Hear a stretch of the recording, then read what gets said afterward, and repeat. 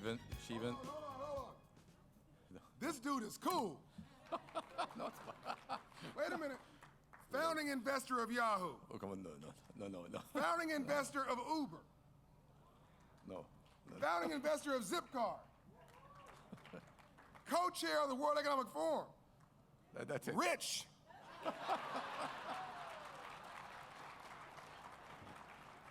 Start with it. Anyway, how can I start now? It's hard to succeed an inspiring young politician, Secretary Castro. But I'm going to follow up on a few themes he has addressed in his speech. Inclusive economy, digital world, this initiative he calls Connect, which I find very interesting. So last year, for those of you who were here, I talked briefly about growing inequality. And that's something which people, fortunately, are talking about more and more, and the necessity for an inclusive economy. This year, we are going to address some of those themes in a lot of the sessions you're going to be exposed to. And one of them is how the technology and the digital world can create conditions for an inclusive economy. Before we get there, because everybody talks about it, but nobody really defined what it is. What is the digital age? The digital age started when I was 16. Long time ago, when my father took me to the headquarters of IBM to see the first ever IBM 360 mainframe. Some of you probably don't even know what it is, but that's when it started. And then when I did my master in economics, I had to learn on and work on Fortran. So this was the beginning. In 1998, I had the privilege of joining the board of eBay. That's one company John forgot to mention.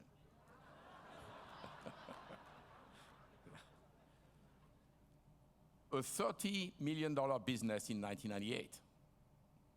$30 million, not very big. That year, I found very interesting that neither eBay nor Google, nor a few other companies were invited in Davos because they did not meet the criteria. The criteria was the criteria of size, importance of companies, global, and those companies who were about to change the world were not invited. And that's the reason why, by the way, Davos, which is a very smart organization, created the global tech leaders and the global leaders of tomorrow to invite those people who did not meet the criteria but were creating the future. So between those two dates, when I was 16 years old, I won't tell you when, and 1998, say 2000, was what I would call the first wave of the internet.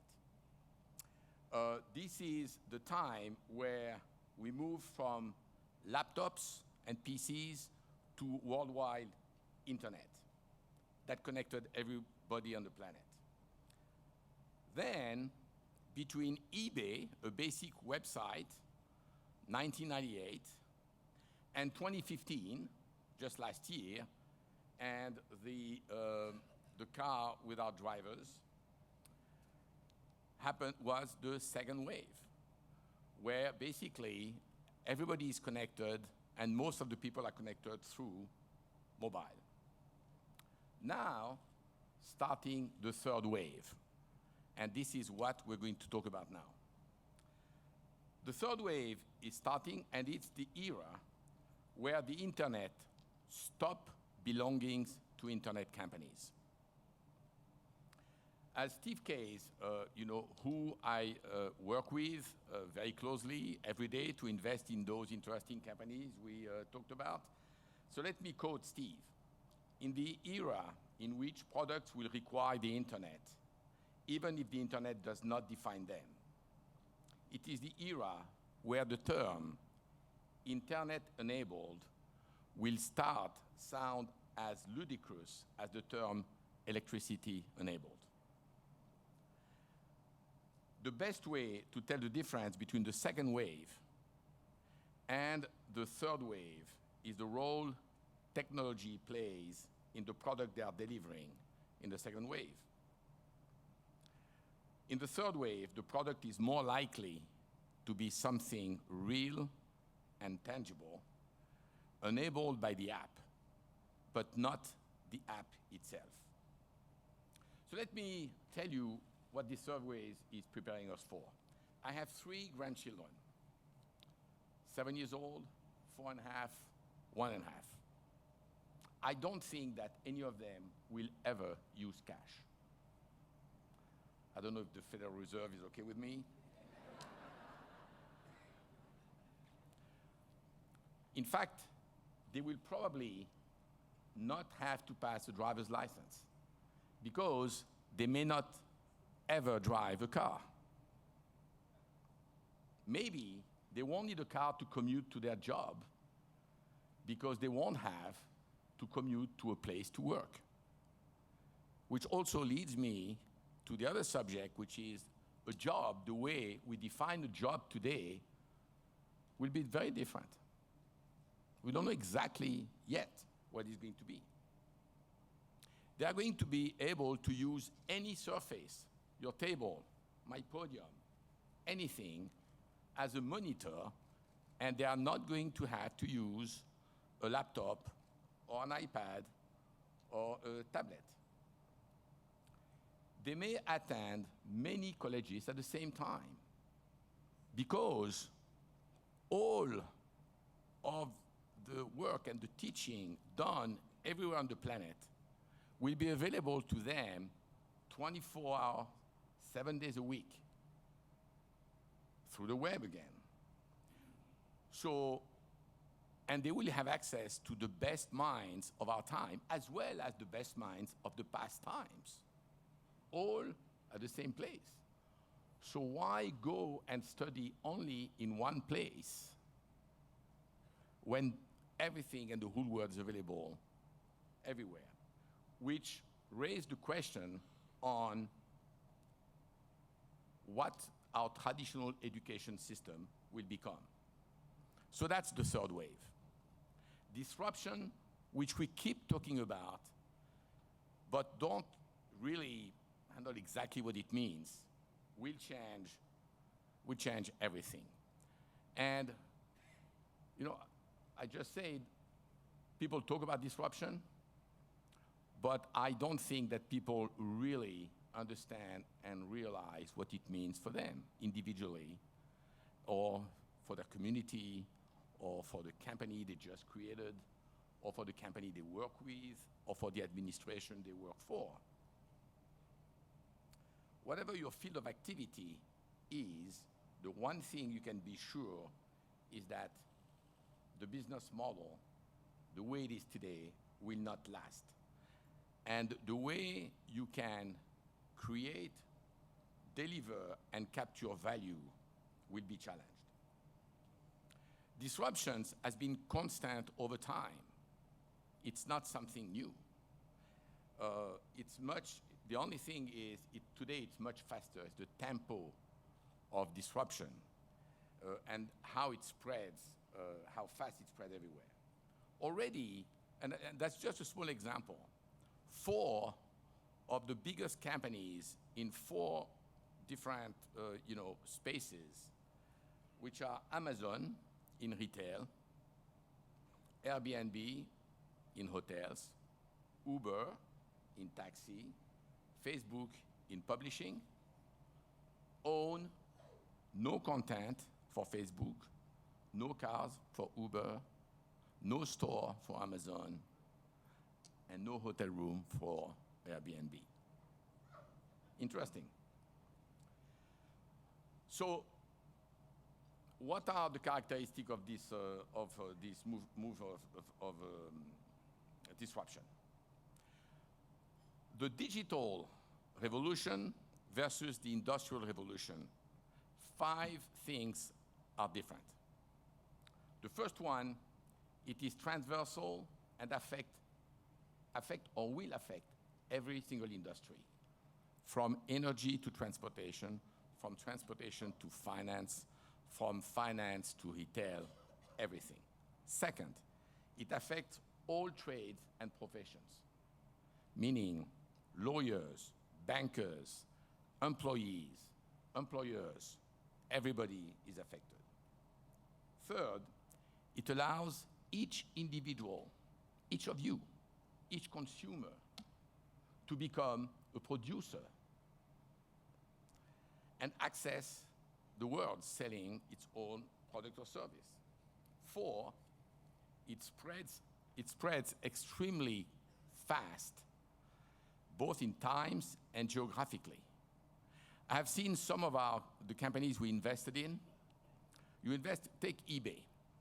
eBay in 1998 was only in the United States. In 1999 was in 27 countries, and in 2000 was in 100 countries. 3 years. In the past, it would take 35 years, 40 years to be spread geographically the same way. And last, through the convergence of data, biology, neuroscience, it will profoundly change the relationship between the man and the machine. So most leaders today are good leaders. Unfortunately, most of them live in a world which doesn't exist anymore, and they don't see it. Today, leaders must prototype their strategy. They must disrupt their own business. Today, science governs, and no army can win it. We have inherited from the time where we lived off the land, and then of the industry, and then of services, a mindset and systems which are completely outdated. Unlike Earth or industry, which is divisible and controllable, science is not. We embrace this change, or we are out of touch. And I'm telling all my teams, souvenirs are a waste of time. Even for me. My teams are much younger than me, by the way. But they already have souvenirs sometime. This takes us to the subject. Will this digital disruption, this technological change, will it create or prevent the conditions of an inclusive economy? Will it destroy or create jobs? As you know, there are divisions. Divisions have emerged over the effect of digital disruption between those who think it will destroy jobs and those like me who think exactly the opposite. I strongly believe we can balance the promise that the digital revolution will help raise the standard of living and quality of life of billions of people around the world, and the fears that our increasingly powerful technologies will lead to serious economic dislocation and not enough good jobs to go around. I also strongly believe the economic inclusion of billions of more educated and financially empowered consumers will become the engine that powers the creation of new industries and new jobs. So how? If you go to the Silicon Valley, they all believe that they are the future and that large companies, non-technology, are relics of another world. Even though I have a lot of respect for the Valley, they're wrong. If you look at research and development last year, research and development by tech companies was only 1/10 the amount of research development by conventional companies. Most of the world's biggest ideas still come from large established companies. But in technology companies, innovators are encouraged, incentivized to chase their ideas. At most large companies, inventors are often discouraged from even sharing their ideas. We need to leverage the same creativity for inclusive entrepreneurship that technology companies are using for innovation and for their management. Let me quote a woman from the Aspen Institute I have a lot of respect for, Judith Samuelson. Business is able to shift and entrench cultural narratives and influence the rules that govern the economy. Both business executives and educators have a critical role to play. And we all here in the next 2 days have a critical role to play. If we mix, again, what tech companies do with their talent and resources, with the resources and talent the large companies have, then you've met all the conditions for an inclusive entrepreneurship and found a way to create new jobs through the third wave. The shift will happen at the center of technology and entrepreneurship, both together. And to conclude, I am optimistic about the impact of technology on my life. I believe technology helps bridge economic gaps, and I strongly believe technology will help creating jobs, wealth, and opportunities. Thank you.